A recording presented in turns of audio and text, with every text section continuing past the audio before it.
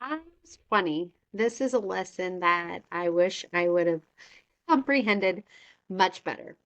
And it's this: talk to God every day. Friends will let you down, but God will not. And so let me ask you this question. Do you have friends that let you down? Maybe even good friends. I don't know about you, but when I was in my 20s, even some of my bestest of friends let me down. Maybe at times they got a boyfriend, and so the time they were spending with me, now they were spending with their boyfriend. Maybe there was a time where they wanted to go out and go to a party, and I didn't want to go, and so I was left behind and lonely. Maybe there were times when I thought, you know, somebody liked me and we were growing a friendship, and then they just went away. There's so many things that happen in life, and a lot of times it has nothing to do with us. A lot of times it's about what they're going on, what they're dealing with, their insecurities. I don't know, we're all, right, like in our 20s just trying to figure things out. And so I just wanted to take this opportunity to remember that your friends are going to let you down. And don't hold them to that one letdown or that two letdowns. We've got to give people second chances sometimes.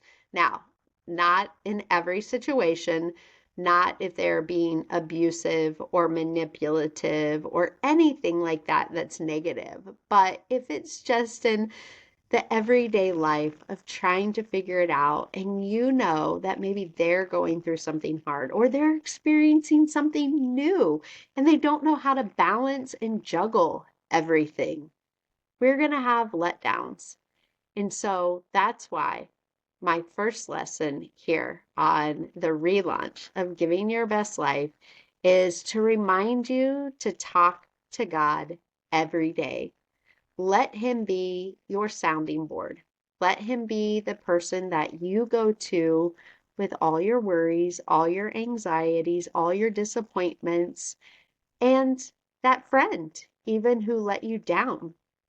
What I have found in life is when people let me down, when people frustrate me, this is something that took me, I feel like, 2 decades to learn, maybe as long as you've been alive, is that's when I start praying for that person.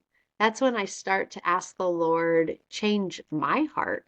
Instead of pointing out maybe what that person's doing or how they're hurting us or how they're letting us down, is go, okay, Lord, what can I do in this situation?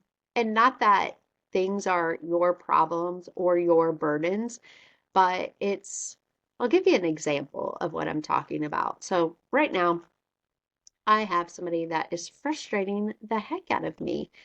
But every time they frustrate me, guess what? I just pray for them. Like, I take my attitude, I take a step back, and I'm like, I'm just going to pray for them.